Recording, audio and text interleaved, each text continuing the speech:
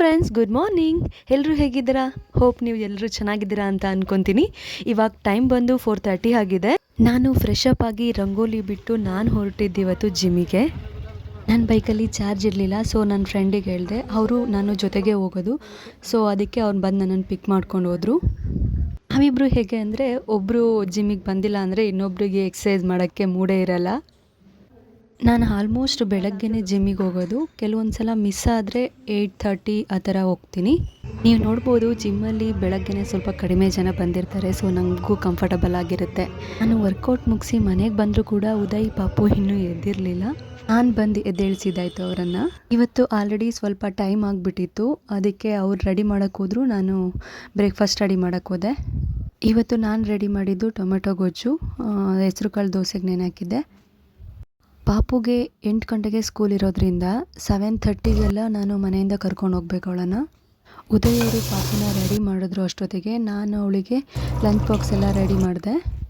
ನನ್ನ ಮಗಳಿಗೆ ದೋಸೆ, ಚಪಾತಿ ಆ ಥರ ತಿಂಡಿಗಳನ್ನ ಇಷ್ಟಪಡ್ತಾಳೆ. ಬೆಳಗ್ಗೆನೇ ತಿಂತಾಳಲ್ವ, ಅದಕ್ಕೆ ಅನಿಸುತ್ತೆ. ಅವಳು 7 ಗಂಟೆಗೆಲ್ಲ ತಿಂಡಿ ತಿನ್ನಬೇಕು. ನಮಗೇನೆ ಕಷ್ಟ ಆಗುತ್ತೆ, ಪಾಪ ಅವಳಿಗೂ ಕಷ್ಟ ಆಗುತ್ತೆ ಅನಿಸುತ್ತೆ ಅಷ್ಟೊತ್ತಿಗೆ ತಿಂಡಿ ತಿನ್ನೋದಕ್ಕೆ. ಕರೆಕ್ಟಾಗಿ ತಿನ್ನಲ್ಲ, ಮಧ್ಯಾಹ್ನ ಬಂದು ತಿಂತಾಳಲ್ವ, ಆವಾಗ ನೀಟಾಗಿ ಊಟ ಮಾಡ್ತಾಳೆ. ಆದರೂ ಬೆಳಗ್ಗೆನೇ ಅವಳಿಗೆ ಬ್ರೇಕ್ಫಾಸ್ಟ್ ಮಾಡಿಸೋ ಅಷ್ಟೊತ್ತಿಗೆ ನಮಗೆ ಸಾಕಾಗಿರುತ್ತೆ, ಆ ಥರ ಆಗುತ್ತೆ. ನಾನು ವಿಡಿಯೋ ಮಾಡೋದ್ರಿಂದ ಸ್ವಲ್ಪ ಟೈಮ್ ಮ್ಯಾನೇಜ್ ಮಾಡೋದಕ್ಕೆ ಕಷ್ಟ ಆಗ್ತಿದೆ. ಇವತ್ತು ಸ್ವಲ್ಪ ಲೇಟೇ ಆಯಿತು ಅವಳು ಸ್ಕೂಲಿಗೆ. ಅವಳನ್ನು ಸ್ಕೂಲಿಗೆ ಬಿಟ್ಟು ಬಂದಮೇಲೆ ನಾನು ಮಾಡ್ಕೊಂಡಿದ್ದು ಫಸ್ಟ್ ಕೆಲಸನೇ ಕಾಫಿ ಮಾಡಿಕೊಂಡೆ. ಕಾಫಿ ಕುಡಿಯೋದನ್ನ ಬಿಡೋಣ ಅಂತ ತುಂಬ ದಿವಸದಿಂದ ಅಂದ್ಕೊತಾ ಇದ್ದೀನಿ, ಆದರೆ ಆಗ್ತಿಲ್ಲ. ನೋಡೋಣ, ಮುಂದಿನ ದಿನಗಳಲ್ಲಿ ಬಿಡ್ತೀನಿ ಅನಿಸುತ್ತೆ. ಅದಾದಮೇಲೆ ನಾನು ಕಿಚನ್ ಕ್ಲೀನ್ ಮಾಡೋಣ ಅಂತ ಸ್ಟಾರ್ಟ್ ಮಾಡಿದೆ. ಕಿಚನ್ ಕ್ಲೀನ್ ಮಾಡೋ ಅಷ್ಟೊತ್ತಿಗೆ ನನಗೆ ಆಲ್ರೆಡಿ ಹಸಿವಾಗಿತ್ತು. ಅವರು ನಾನು ಇವತ್ತು ಬೇಗ ಹೋಗಬೇಕು ಅಂತ ಹೇಳಿದ್ರು. ಇಲ್ಲಾಂದರೆ ಅವರು ಆಲ್ಮೋಸ್ಟ್ ಒಂದು 10:30, 11 ಹಂಗೆ ಹೋಗ್ತಾರೆ. ಸೊ ಇವತ್ತು ನಾನು ಬೇಗ ಹೋಗ್ತೀನಿ, ಟಿಫನ್ ರೆಡಿ ಮಾಡೋ. ಕಿಚನೆಲ್ಲ ಕ್ಲೀನ್ ಮಾಡಿ ನಾನು ಅವ್ರ ಜೊತೆನೇ ಬ್ರೇಕ್ಫಾಸ್ಟ್ ಮುಗಿಸ್ಕೊಂಡೆ. ಉದಯ್ ಅವರು ಕೆಲಸಕ್ಕೆ ಹೊರಟರು. ಅವ್ರು ಹೋದ್ಮೇಲೆ ನಾನು ಮನೆ ಕೆಲಸ ಸ್ಟಾರ್ಟ್ ಮಾಡಿಕೊಂಡೆ. ಅದಕ್ಕೂ ಮುಂಚೆ ಒಂದು ಒಳ್ಳೆ ಮ್ಯೂಸಿಕ್ ಹಾಕ್ಕೊಂಡು ಕೆಲಸ ಸ್ಟಾರ್ಟ್ ಮಾಡಿದ್ರೆ ಹೇಗೆ ಕೆಲಸ ಮಾಡ್ತೀವಿ ಅನ್ನೋದೇ ಗೊತ್ತಾಗೋದಿಲ್ಲ.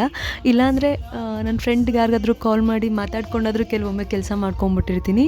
ನಾನು ಅನ್ಕೊತಾ ಇದ್ದೆ ವಿಡಿಯೋ ಮಾಡೋದು ಈಸಿನೇ ಅಂತ, ಬಟ್ ನಾನು ಮಾಡಬೇಕಾದ್ರೆ ನನಗೆ ಗೊತ್ತಾಗ್ತಿದೆ ವಿಡಿಯೋ ಎಡಿಟಿಂಗಾಗಲಿ ವಾಯ್ಸ್ ಕೊಡೋಕ್ಕಾಗಲಿ ಎಷ್ಟು ಟೈಮ್ ಹಿಡಿಯುತ್ತೆ ಅಂತ. ಈ ಡೈಲಿ ವ್ಲಾಗ್ ಮಾಡ್ತಾರಲ್ವ, ಒಂದು ದಿವಸನೂ ಬಿಡದೆ ಡೈಲಿ ಕಂಟಿನ್ಯೂ ಆಗಿ ಮಾಡ್ತಾರಲ್ವ, ಅವ್ರು ಹೇಗೆ ಮಾಡ್ಬೋದು, ಅವ್ರಿಗೆ ಎಷ್ಟು ಟೈಮ್ ಕನ್ಸ್ಯೂಮ್ ಆಗ್ಬೋದು ಅಂತ ಕೂಡ ನಾನು ಯೋಚನೆ ಮಾಡ್ತಿದ್ದೆ. ಇದರಿಂದ ನಾನು ಅರ್ಥ ಮಾಡ್ಕೊಂಡಿದ್ದು, ಯಾವುದೇ ಕೆಲಸ ಆದರೂ ಈಸಿ ಇಲ್ಲ, ಎಲ್ಲದರಲ್ಲೂ ಅದರದ್ದೇ ಆದ ಸ್ಟ್ರಗಲ್ ಇರುತ್ತೆ. ನಾನು ಎಷ್ಟೇ ಬ್ಯುಸಿ ಇದ್ರೂ ನನ್ನ ಬಗ್ಗೆ ಕೇರ್ ಮಾಡೋದನ್ನು ನಾನು ಯಾವತ್ತೂ ಮರೆಯೋದಿಲ್ಲ. ಹೇರ್ ಕೇರ್ ಎಲ್ಲ ಮಾಡ್ತೀನಿ ಅಂತ ಹೇಳಿದ್ದೆ. ಅದರಲ್ಲೂ ಹೋಮ್ ರೆಮಿಡಿ, ಮನೇಲಿರೋ ಐಟಮ್ಸ್ ಎಲ್ಲ ಯೂಸ್ ಮಾಡ್ತೀನಿ ಅಂತ ಕೂಡ ಫಸ್ಟ್ ಸ್ಟಾರ್ಟಿಂಗ್ ವಿಡಿಯೋ ಮಾಡಬೇಕಾದ್ರೇ ಹೇಳಿದ್ದೆ. ಇವಾಗ ನಾನು ಮನೇಲೇ ಇರೋ ಥಿಂಗ್ಸಲ್ಲಿ ಒಂದು ಫೇಸ್ ಪ್ಯಾಕ್ ರೆಡಿ ಮಾಡ್ಕೊಂಡಿದ್ದೀನಿ. ನಾನು ಏನು ಹಚ್ಚುತ್ತಿದ್ದೀನಿ ಅನ್ನೋದು ನಿಮಗೆ ಬೇಕನ್ಸಿದ್ರೆ ಕಮೆಂಟ್ ಬಾಕ್ಸಲ್ಲಿ ತಿಳಿಸಿ, ನಾನು ನಿಮಗೆ ತಿಳಿಸ್ತೀನಿ ಏನು ಅಂತ. ಇದನ್ನು ನಾನು ವಾರಕ್ಕೆ 3 ಟೈಮ್ಸ್ ಯೂಸ್ ಮಾಡ್ತೀನಿ. ಇದರಿಂದ ನನಗೆ ಫೇಸ್ ಗ್ಲೋ ಆಗ್ತಿದೆ, ಮತ್ತು ನನಗೆ ಪಿಂಪಲ್ಸ್ ಆಗಿತ್ತು, ಮತ್ತು ಆ ಮಾರ್ಕ್ ಹೋಗ್ತಾ ಇರಲಿಲ್ಲ, ಇವಾಗ ಕಡಿಮೆ ಆಗಿದೆ. ಈ ಫೇಸ್ ಪ್ಯಾಕ್ ಹಚ್ಚಿ 15 ಮಿನಿಟ್ಸ್ ಬಿಡಬೇಕು. ನೀವು ನೋಡ್ಬೋದು, ಆ 15 ಮಿನಿಟ್ಸಲ್ಲಿ ನಾನು ಮನೆ ಒರೆಸ್ತಾ ಇದ್ದೀನಿ. ಮನೆಯೆಲ್ಲ ಕ್ಲೀನ್ ಮಾಡಿ ನಾನು ಸ್ನಾನ ಮುಗಿಸಿ ಬಂದೆ. ನಾನು ಕೂಡ ರೆಡಿ ಆದೆ. ಇಷ್ಟು ಕೆಲಸ ಮುಗಿಸೋ ಅಷ್ಟೊತ್ತಿಗೆ ಟೈಮ್ ಆಲ್ರೆಡಿ 11:30 ಆಗಿತ್ತು. ನನ್ನ ಫೇಸ್ಗೆ ನಾನು ಡೈಲಿ ಟೋನರ್, ಮಾಯ್ಶ್ಚರೈಸರ್ ಹಾಗೆ ಸನ್ಸ್ಕ್ರೀನ್ನ ಯೂಸ್ ಮಾಡ್ತೀನಿ. ಅದನ್ನು ಬಿಟ್ಟು ಬೇರೆ ಯಾವ ಕ್ರೀಮನ್ನು ನಾನು ಯೂಸ್ ಮಾಡೋದಿಲ್ಲ. ಹೀಗೆ ನಾನು ರೆಡಿಯಾಗಿ ಕೂಡ ಆಯಿತು. ಮತ್ತು ನಾನು ಪೂಜೆಗೆಲ್ಲ ರೆಡಿ ಮಾಡಿಕೊಂಡು ಪೂಜೆ ಎಲ್ಲ ಮುಗಿಸೋ ಅಷ್ಟೊತ್ತಿಗೆ ನನ್ನ ಮಗಳನ್ನ ಕರ್ಕೊಂಬರೋ ಟೈಮ್ ಕೂಡ ಆಗುತ್ತೆ. ನನ್ನ ಮಗಳನ್ನ ಸ್ಕೂಲಿಂದ ಬಿಡೋ ಟೈಮು 12:30. ಸೊ ನಾನು ಪೂಜೆ ಎಲ್ಲ ಮುಗಿಸಿ ಹೊರಡೋ ಅಷ್ಟೊತ್ತಿಗೆ 12 ಗಂಟೆ ಆಗುತ್ತೆ. 12 ಗಂಟೆಯಿಂದ ಒಂದು ಹಾಫ್ ಆನ್ ಅವರ್ಗೆ ಎಲ್ಲ ಹೋಗ್ಬಿಡ್ಬೋದು.